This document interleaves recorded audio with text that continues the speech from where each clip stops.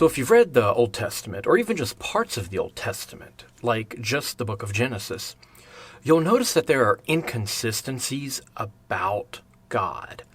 In Genesis 1, he can create the universe just by speaking, but in Genesis 2, he actually has to get his hands dirty. He has to get down and literally play in the dirt to make things. He needs clay to make a man. He needs a rib to make a woman. And this doesn't quite match up with the Genesis 1 creation story. And there's a very good reason for this. And that's because in Genesis 1, you're talking about a completely different God than in Genesis 2. Genesis 2 is talking about the God Yahweh. Genesis 1 is talking about Yahweh's father, a God named El, or El Elyon, which means the God Most High. And so whenever you see these inconsistencies in the character, you need to pay close attention to how it's written. Does it say God with a capital G, or God Most High? Or does it say Lord in all caps? If it says Lord, it's talking about Yahweh. If it says God Most High, it's talking about his father, El Elyon. Now, if you do this, if you examine the text like that, then you'll notice that the god El doesn't seem as petty. He doesn't seem vindictive. And he doesn't seem nearly as evil as when it says Lord or Yahweh. And the reason for this is very simple. The god El was this great high god, this creator god. And he was more or less concerned with cosmic things. And the god Yahweh is a war god. And as a war god, he's all about murder, blood, violence, and retribution. He's a very vindictive god. And so what you have here is a portrayal of two different gods. And that's why it seems inconsistent, because it's not actually talking about one entity. These are stories referring to two entirely different entities. And originally, Yahweh might not have even been connected to El. A lot of the stories about Yahweh in the Old Testament are borrowed from a god named Baal, or Baal-Hadad. And this was the favorite son of El. But these stories would be attributed to Yahweh, but Yahweh might not have originally been a Canaanite god. He might have been a Midianite god. This would be further south.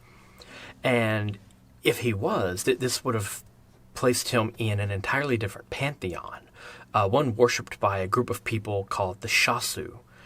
And these are people that we have referenced in ancient Egyptian inscriptions, long before we have any mention of Yahweh being referenced in Israel.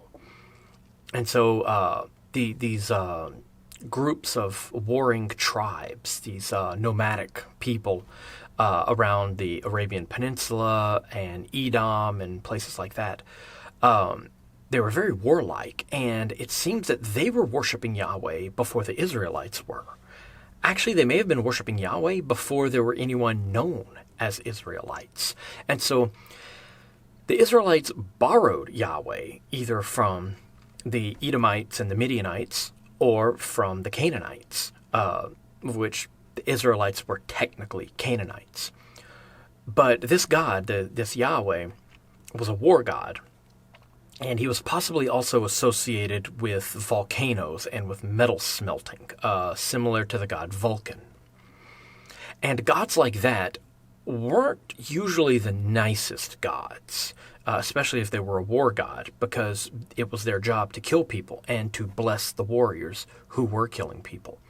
And so whenever you see inconsistencies, that's usually what you're looking at. You're looking at one story in which El is depicted, and another story in which Yahweh is depicted. And these stories are talking about different gods originally. And sometimes these stories may actually be talking about gods from two different pantheons, but they've all sort of been lumped together.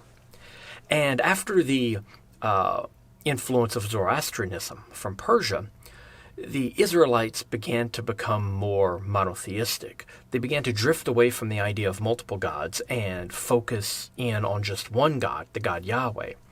And as they did this, they began to grab up stories that they liked concerning other gods, like Baal and El Elyon and Ahura Mazda.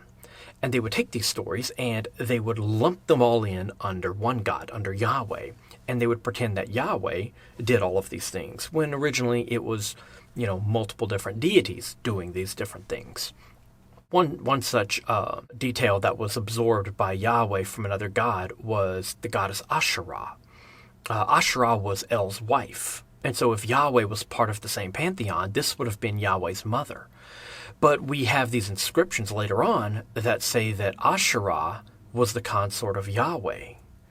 Now, originally he was married to a goddess named Anat. This was also a war goddess. But then later on, as he becomes merged with the god El, he takes El's wife, Asherah.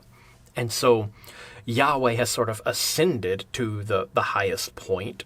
He has gone from being a lesser god, the son of El and Asherah, to being merged with the god El, and having Asherah, who was once his mother, now considered to be his consort, his wife. And then eventually they would get rid of Asherah altogether, along with all the rest of the gods. Any gods that they liked would be referred to as angels or archangels, and any that they did not like would be referred to as either foreign gods or as demons.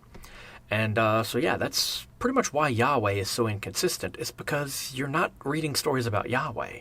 You're reading stories about Yahweh and Baal and Marduk and El and any host of other deities that the Israelites liked and wanted to lump under their one God.